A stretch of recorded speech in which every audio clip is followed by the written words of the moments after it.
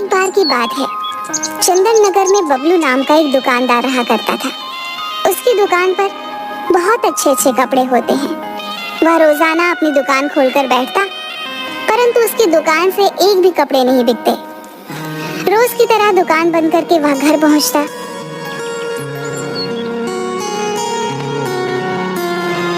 हर माल 100 रुपए का, हर माल 100 रुपए का, ले लो, भारी लूट मची है। अरे भाई क्या हुआ, उदास काहे हो? सुबह से कुछ बिका नहीं क्या? क्या बताएं भैया, कुछ भी नहीं बिका सुबह से। बस सब आ रहे हैं और देख के चले जा रहे हैं। समझ नहीं आता कि इस महंगाई में गुजारा कैसे करें। अरे भाई चिंता मत करो, सब ठीक हो जाएगा। चलो भाई अब मैं चलता हूँ, ध्यान रखो अपना।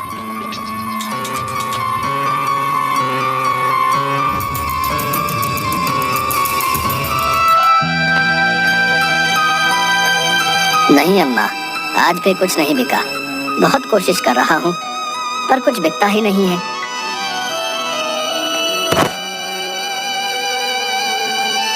बेटा लड्डू, तुम दौड़ क्यों रहे थे, क्या हुआ? पापा, आप मेरे लिए किताब लाने वाले थे। आप लाए वो किताब? कल गुरुजी उसी किताब में से पढ़ाने वाले हैं। बेटा मैं गया था लेने, पर दुकान बंद थी, इसलिए मैं ला नहीं पाया। पर पापा, पूजा दीदी के पापा ने तो थोड़ी देर पहले ही उन्हें ला कर दी है। बेटा मैं कोशिश करूंगा कि कल तुम्हारी किताबें ले आऊं। सुनो, क्या तुम्हारे पास कुछ पैसे हैं जो तुमने बचाया हो? कल लड्डू के लिए किताबें लानी है। कुछ दिनों से कुछ भी बिक्री नहीं हो पा रही है। अरे आप परेशान क्यों हो रहे हो? भगवान पर भरोसा रखो, सब ठीक हो जाएगा। कब तक ऐसे ही चलता रहेगा? आप सब्र तो रखो। और हाँ, मेरे पिताजी का संदेश आया है। उन्होंने आपको मेरे गांव बुलाया है। संदेश में लिखा था कि उन्हें आपसे कुछ जरूरी काम है। मेरी जेब में एक फूटी कौड़ी भी नहीं है, मैं उन तक कैसे जाऊं? जी, मेरे पास पिताजी के दिए हुए कुछ पैसे हैं, जिन्हें लेकर आप गांव हो आइए। साथ ही वहां से लड्डू की किताब भी ले आइएगा। वहाँ यही किताब आधे दाम पर मिल जाएंगी और आपका काम भी हो जाएगा। अब बबलू का दूसरे दिन उस गांव में जाना तय होता है। तभी सब लोग सो जाते हैं। सुबह होते ही बबलू के निकलने का समय होता है। अरे सुनती हो, कहाँ गई? हाँ हाँ, आती हूँ। पापा, मेरी किताब, मेरी किताब। हाँ बेटा, आज ला दूंगा। आप ध्यान से जाना। आप मेरे पिताजी से थोड़े बहुत पैसे भी मांग लेना, वो मना नहीं करेंगे। कैसी बातें करती हो तुम? कैसा लगेगा कि मदद करने जा रहा हूँ और वहीं से पैसे लेकर आ रहा हूँ?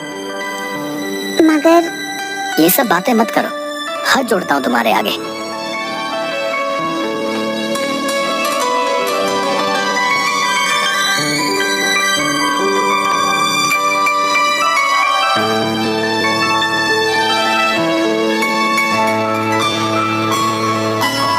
अरे अतुल भैया, खिपौना जाने के लिए कोई तांगा या बैलगाड़ी नहीं दिख रही? क्या बताएं मामा, आजकल रास्ते के डाकू ने लूट मचा रखी है। इसी वजह से खिपौना के रास्ते पर कोई भी सवारी गाड़ी ले जाने को तैयार ही नहीं है। यार अभी पैदल निकल जाता हूँ, रास्ते में आराम भी कर लूंगा तो भी शाम तक पहुंच जाऊंगा। कभी कोई रास्ते में कोई गाड़ी मिल जाएगी तो उसमें बैठकर गांव तक पहुंच जाऊंगा।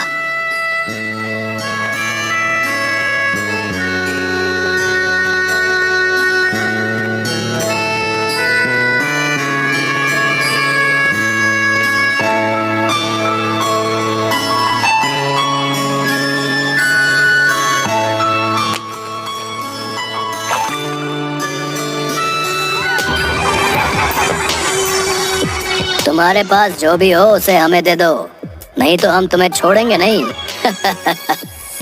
सरदार मैं बहुत गरीब हूँ, मेरे पास कुछ नहीं है, मैं आपको कुछ नहीं दे सकता हूँ। बबलू बोल ही रहा होता है कि तभी एक डाकू बबलू के सर पर डंडा मारता है, जिसकी वजह से बबलू बेहोश हो जाता है। डाकू उसका सारा सामान चुरा लेते हैं और उसे एक पेड़ के नीचे छोड़ देते हैं।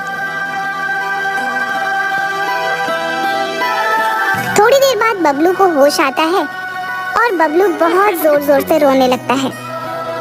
हे भगवान, ये सब मेरे साथ ही क्यों हो रहा है? मैंने इस सब का और तेरा क्या बिगाड़ा है जो तू मेरा इम्तिहान ले रहा है? बेटा, तुम्हें रोने की कोई जरूरत नहीं है। मैं हूं ना तुम्हारी मदद के लिए। कौन कौन? बेटा, तुम्हें डरने की जरूरत नहीं है। जिस पेड़ के नीचे तुम बैठे हो, मैं उसी पेड़ की आत्मा हूं। डरो मत, मैं तुम्हें कोई नुकसान नहीं पहुंचाऊंगा।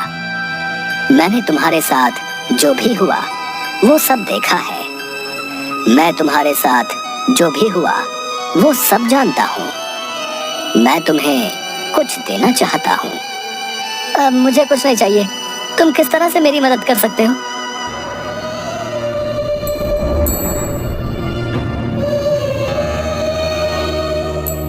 तुम इस रास्ते में आ जाओ।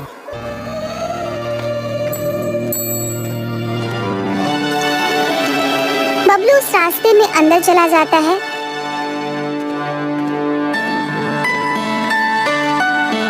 वो जैसे ही अंदर पहुंचता है, देखता है कि बाहरी दुनिया से बिल्कुल अलग और उल्टी दुनिया है, बहुत ही ज्यादा सुंदर, जैसे कि स्वर्ग। वह अंदर जाता है। उसे आगे जाकर देखता है कि उसकी गांव जैसा हूबहू गांव है। उसका मुंह खुला का खुला रह जाता है। वह आगे देखता है कि गांव वाले भी हैं।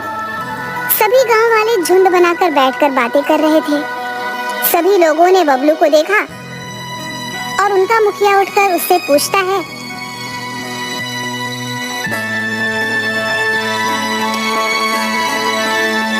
भाई कौन हो? तुम कहाँ से आए हो? मेरा नाम बबलू है। बबलू उसके साथ हुई घटना को बताता है कि मैं यहाँ ऐसे पहुँचा।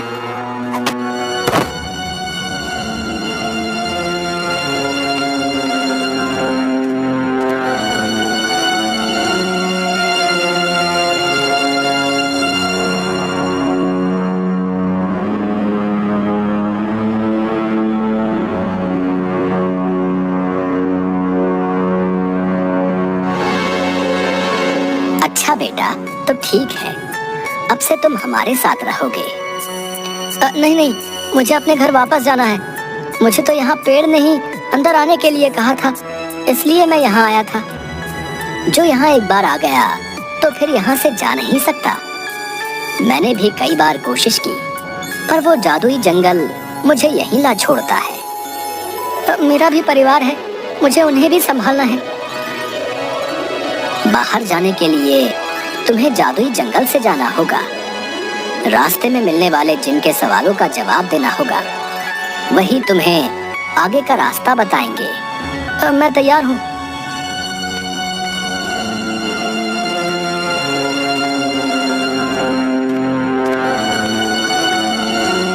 यही जंगल पार करके तुम्हें जाना होगा।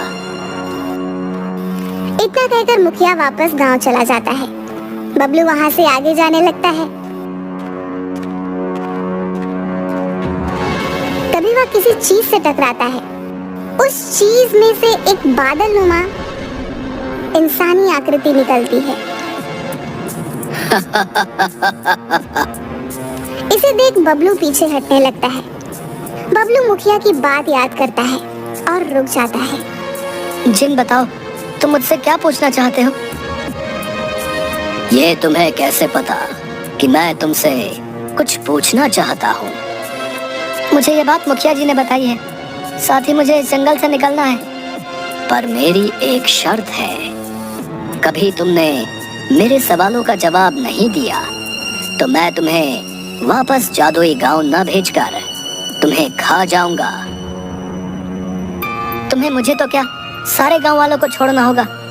मंजूर हो तो बता दो, नहीं तो मैं भी इन्हीं गांव वालों के साथ रह लूंगा। अच्छा तो ठीक है, मैं भी तैयार हूँ। तो सुनो, तुम्हें इस पहेली का जवाब देना होगा। देखी रात अनोखी वर्षा, सारा खेत नहाया, पानी तो पूरा शुद्ध था पर पीना कोई पाया। देखी रात अनोखी वर्षा, पर पी ना कोई पाया। ये कोई सवाल नहीं हुआ। तुम ही ने मानी है मेरी शर्त। बबलू भी जानता था कि इस प्रश्न का उत्तर नहीं दिया तो उसकी जान तो चली ही जाएगी और लोगों के बचने की उम्मीद भी खत्म हो जाएगी। पहेली को सोचते हुए बबलू को उसके खेतों की याद आती है, जब वह उसके पिता के साथ खेतों में जाया करता था। वहाँ पूरा खेत और पत्तों पर ओस जमा हुआ करता था, जो कुछ पहेली की लाइन में मेल खा रही थी। तपाक से बबलू बोला, इसका उत्तर है ओस। ओस सिर्फ रात्रि और भोर के समय ही गिरती है। ओस की वजह से खेतों में पानी जमा हो जाता है। ओस का पानी शुद्ध और साफ होता है, पर इसे एकत्र करना बहुत मुश्किल होता है। मैं तो जादुई बड़े से बड़ा जहाज बना सकता हूँ, लेकिन मैं एक बार भी नहीं उड़ सका। मैं हूँ कौन? पानी का जहाज जो सिर्फ पानी पर तैर सकता है, उड़ नहीं सकता। रहा आपके इसी प्रश्न में दूसरा सवाल, मैं हूँ कौन? इसका जवाब है मनुष्य। वो बड़े से बड़ा जहाज बना तो सकता है, लेकिन खुद कभी नहीं उड़ सकता है।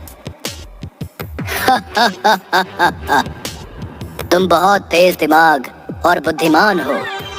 ये मेरे आखिरी सवाल का उत्तर दे दिया तो तुम और गांववासी सभी स्वतः ही अपने अपने गांव पहुंच जाओगे। तो सुनो प्रश्न।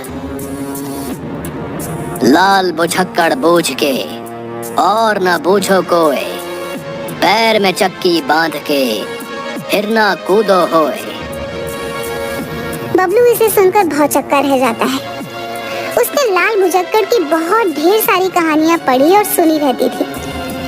ये लाइन उसने उसके बेटे लड्डू की किताब से पढ़ी और लड्डू को समझाई भी थी। इसे याद करके वह अपने बेटे के साथ अच्छे दिनों की याद कर मुस्कुराने लगता है। उसकी आंखों में आंसू आने लगते हैं, जिसे देख जिन्न भी उसके साथ हुई घटनाओं को देख लेता है। जिंदगी में कभी किसी के बारे में बिना देखे बिना जाने कुछ नहीं कहना चाहिए, जब तक उस पहलू को आप जान न लें।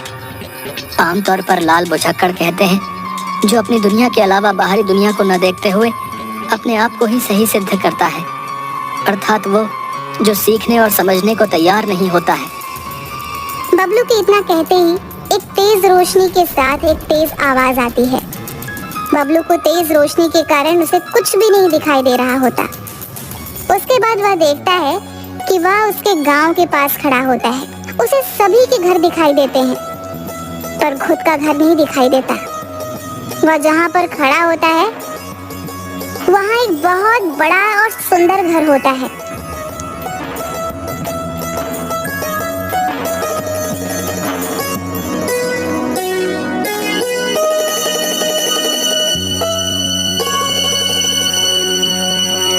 बबलू भैया, ये तो भगवान की लीला है। जो भगवान को करना है वो करके ही रहता है। ये सब कैसे हुआ? मैंने कहा था ना, सब्र रखो, भगवान सब ठीक कर देगा। हम सभी लोग रात में सोए हुए थे, तभी कोई जैसे आया और जादू करके चला गया। साथ ही ये चिट्ठी आपके नाम छोड़कर गया है। मैं तुमसे बहुत खुश हुआ। तुमने सिर्फ अपने बारे में ही नहीं, सभी के बारे में सोचा, साथ ही सभी को छोड़ने के लिए कहा। इसी उदारता के लिए मैं तुम्हें ये सुख और सुविधा और धन दे रहा हूँ।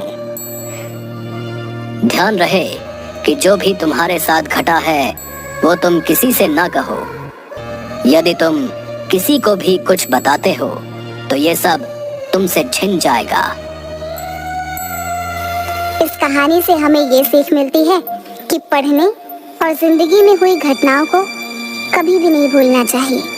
इन घटनाओं से हमें सबक लेकर हम अपने आने वाले समय को और आसान बना सकते हैं।